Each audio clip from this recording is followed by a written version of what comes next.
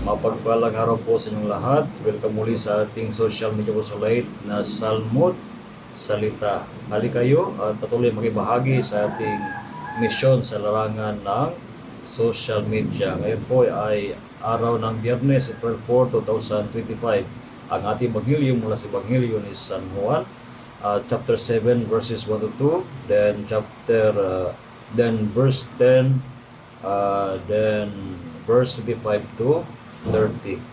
Sa ating Ebanghelyo, ating mapakinggan at mababasa na si Jesus ay nalalagay sa panganib ang kanyang buhay sapagkat siya ay patuloy na hindigan sa kanyang misyon, sa kanyang pakay, sa kanyang pagparito sa mundong ito.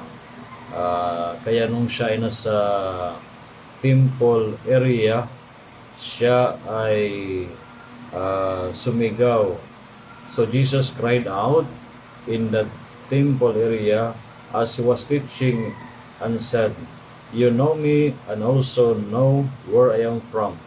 Yet I did not come on my own, but the one who sent me, whom you do not know, is true. I know him because I am from him, and he sent me." So they tried to arrest him, but no one laid a hand upon him, because his hour had not yet come. Mga kapatid, kung ang buhay natin ay nalagay sa alanganin sapagkat tayo ay nagiging totoo o makaltuhanan sa ating misyon o ano ang ating mga dapat gawin sa buhay, tayo ba ay kagad pinanghinaan ng kalooban o nilakasan natin ang ating sarili sapagkat batid natin na sa ating paggawa ng mabuti tayo ay hindi nag-isa at tayo ay pangangalagaan, iingatan ng Panginoon. O kaya sapagkat ang ating ginagawang mabuti ay maghatid sa atin ng buhay na walang hanggan. Alam naman natin na ang ating paggawa ng masama o kaya pagsang-ayon sa kasamaan ay magdudulot sa atin ng hindi makakabuti sa ating sarili, lalo na bilang mga Kristiyano.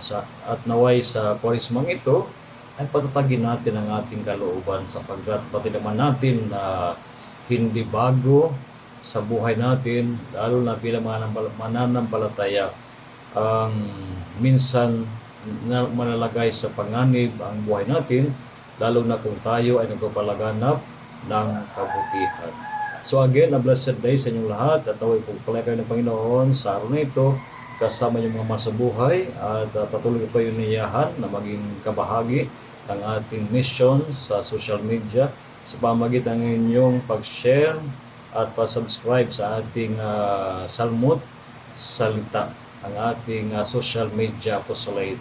And of course, rest assured that my prayers for each one of you. And again, a blessed day sa inyong lahat.